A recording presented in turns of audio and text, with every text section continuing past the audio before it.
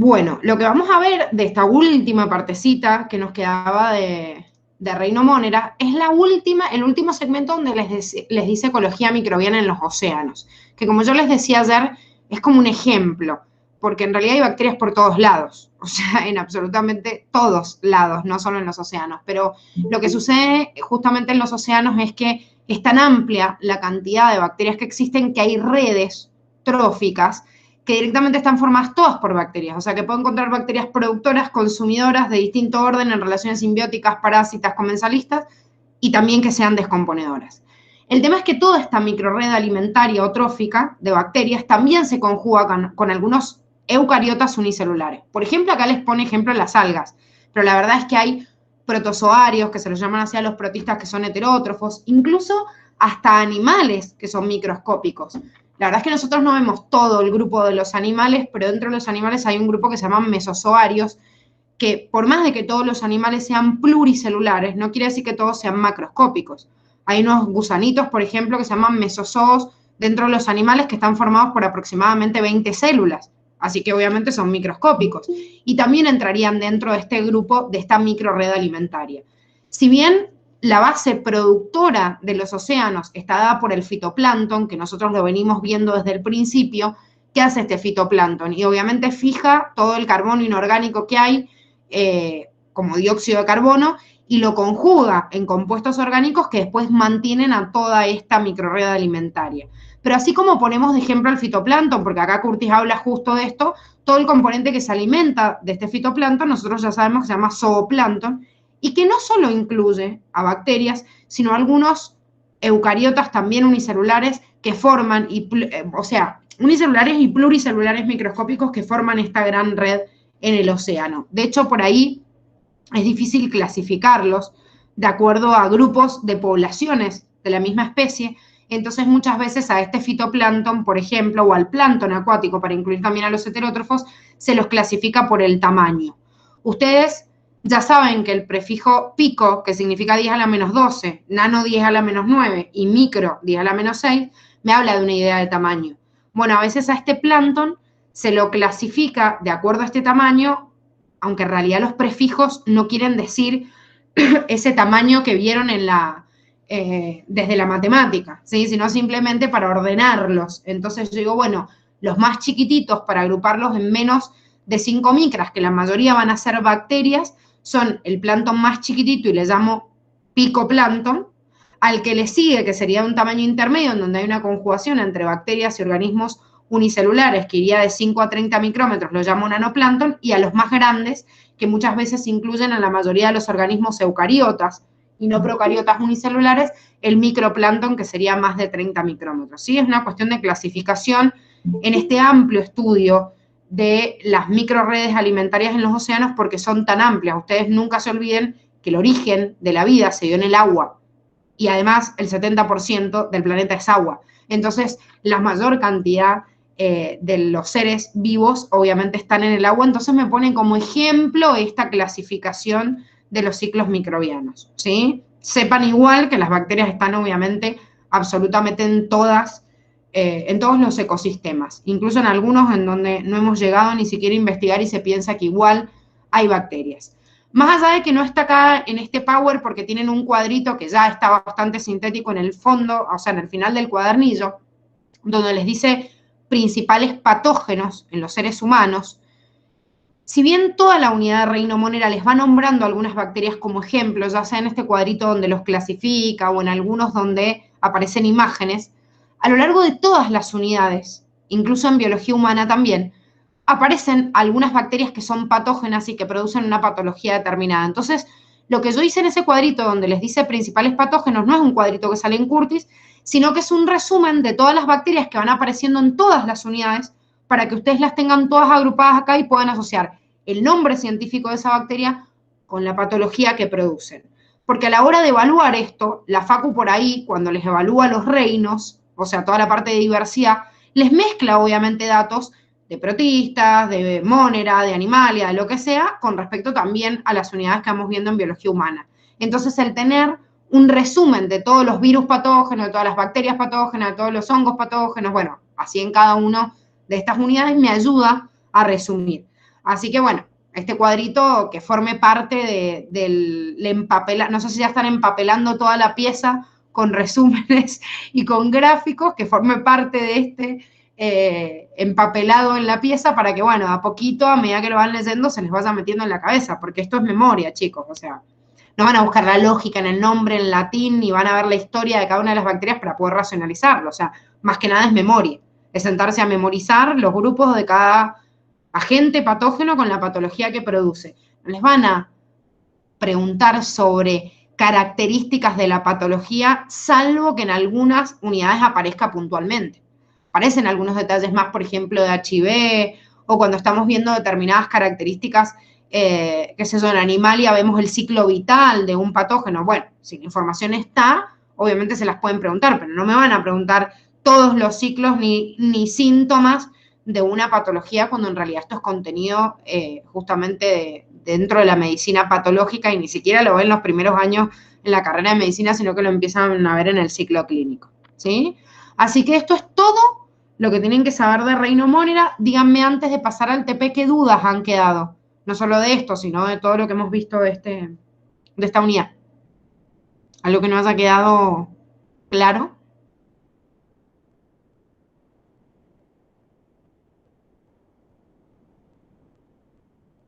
A mí, Gise, no me quedaron claro la parte de la fotosíntesis oxigénica, la anaoxigénica, los procariotas quimiolitótrofos y, bueno, esas, así que, bueno, que tienen fórmulas raras.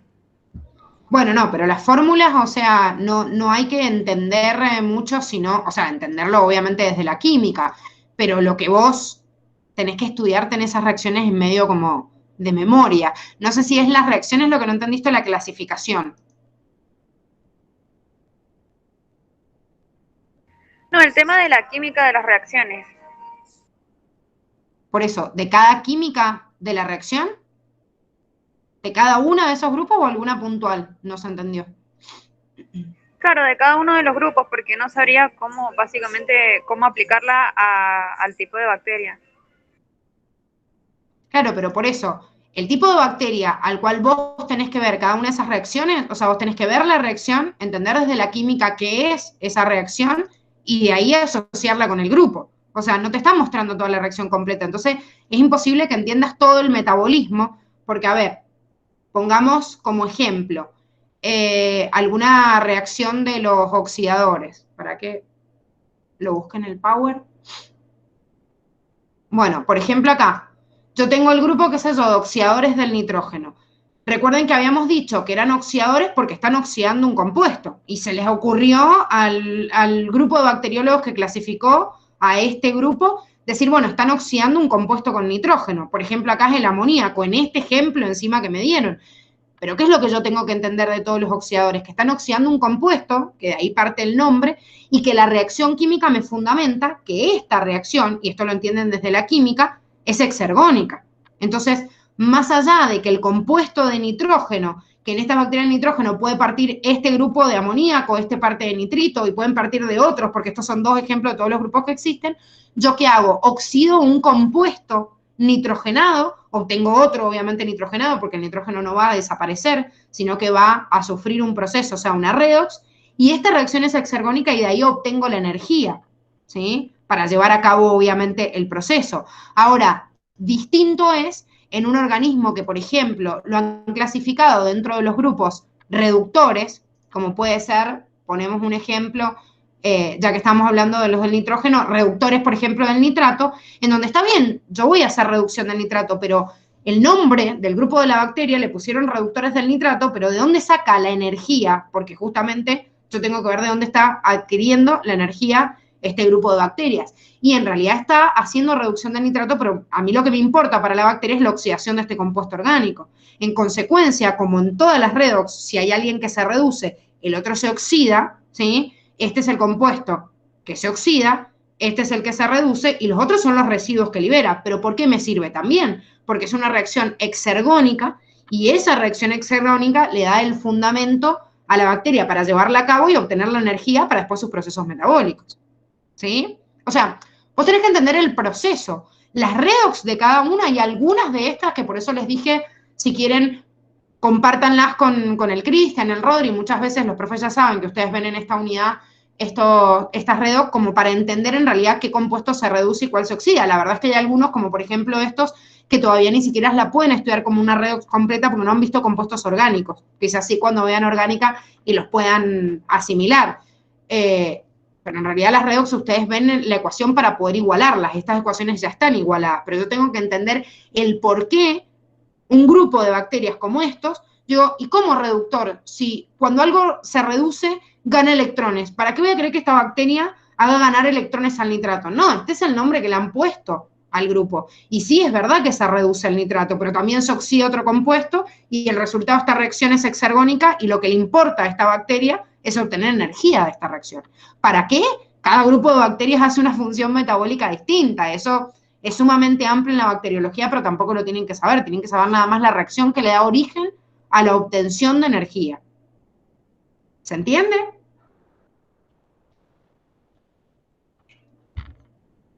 Sí, eso se entiende.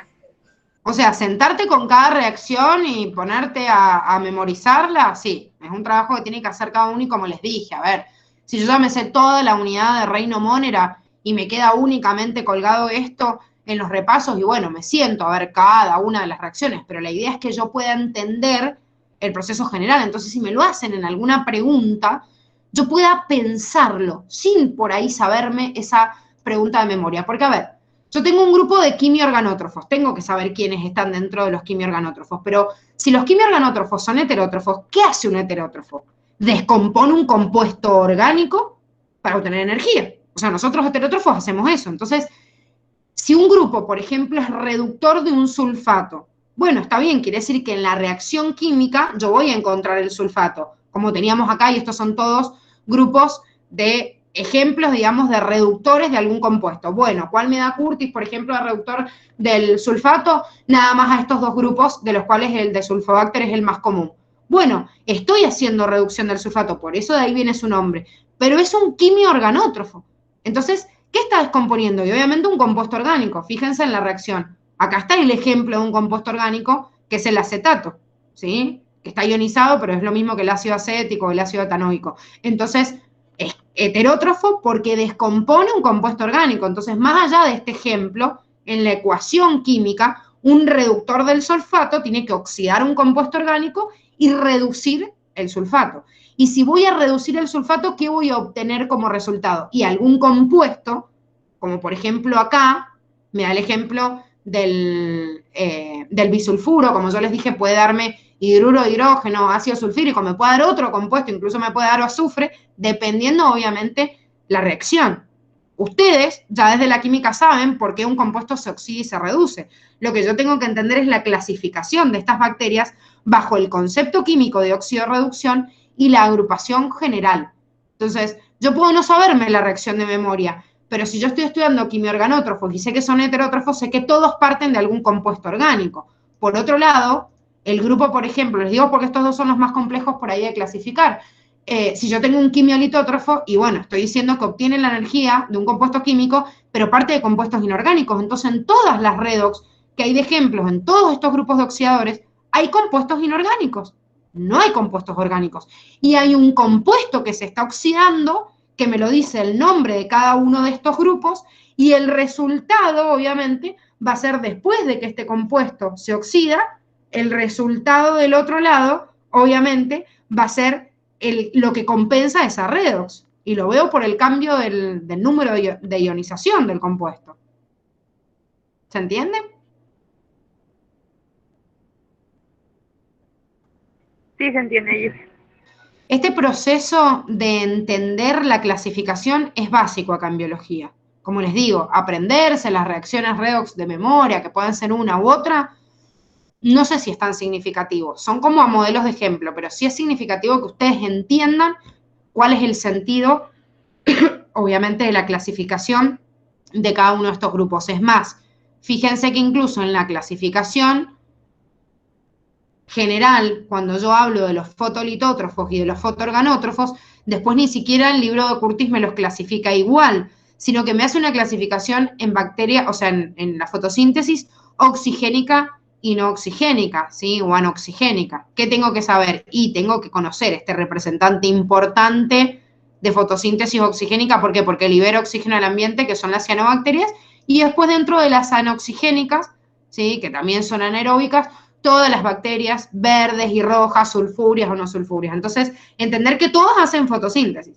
Nada más que algunas parten de un compuesto inorgánico y otras de un compuesto orgánico. Y saber cuál es cuál de cada una, más allá de la reacción de ejemplo. O sea, cuál es el proceso o la nutrición básica, cuáles son anaerobios estrictos como esto, o cuáles son aeróbicos, como es el caso de las cianobacterias.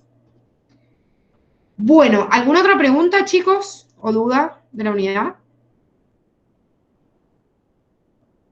Bien, bueno, ¿qué no se entendió de la formación de endoesporas? ¿Los pasos o para qué sirve?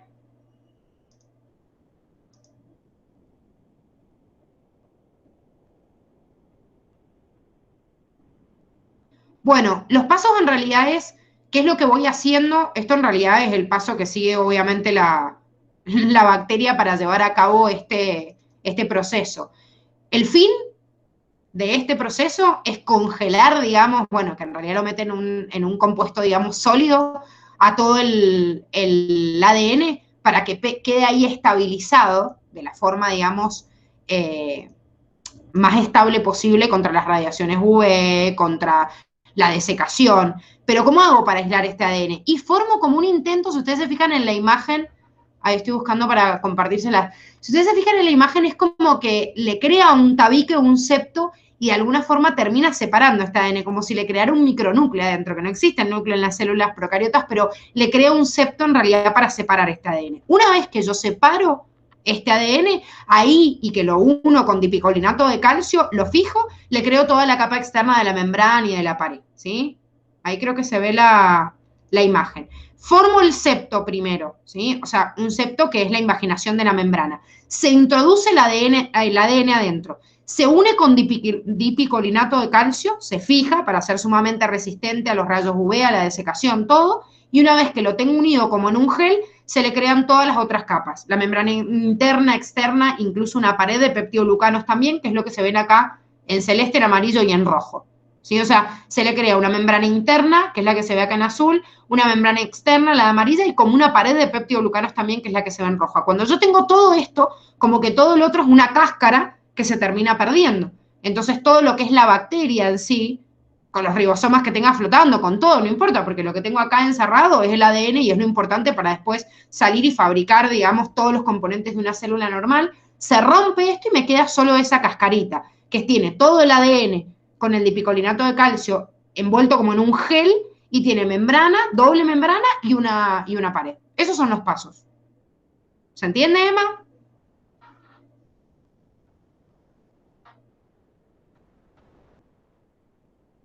Bien. Y obviamente sepan que la endospora se está formando como una estructura de resistencia, que es prácticamente resistente a todo justamente por esto que se creó en el interior. O sea, porque el ADN está, digamos, englobado ahí y está congelado, que no le pasa nada, su metabolismo es inactivo, pero está ahí para soportar cualquier adversidad. No, no pasa siempre. Primero, las endosporas las forman determinados tipos de bacterias y otros no. Tengo que tener la característica de formar una endospora incluida en el ADN cromosómico o, en su defecto, incluida como un plásmido, que me diga, tengo la propiedad de formar la endospora. Cuando tengo esa característica y la bacteria es formadora de endospora, solo la forma cuando las condiciones del medio son adversas.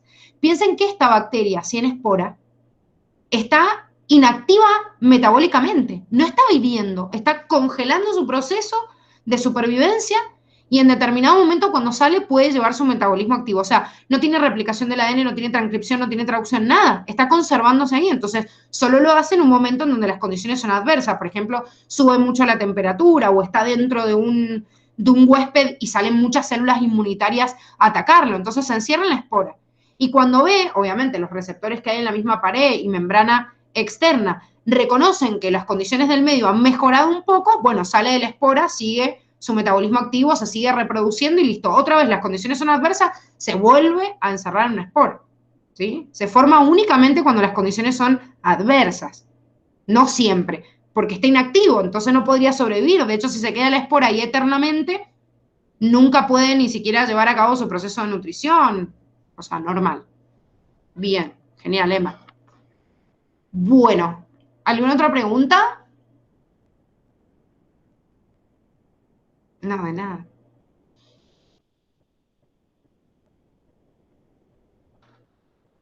¿Ninguna más? Bueno, les cuento que el TP es fácil, no es complicado, así como re difícil o por ahora los grupos que ya han rendido no se han quejado mucho. Así que nos vamos rapidito para el Moodle, para hacerlo ahora. Si quieren se desconectan o se quedan en pausa como quieran, vayan a hacer el TP, eso sí, avísenme por el chat cuando terminen y nos volvemos a conectar en este link para poder hacer la resolución, ¿sí? Así que vamos rápido al Moodle y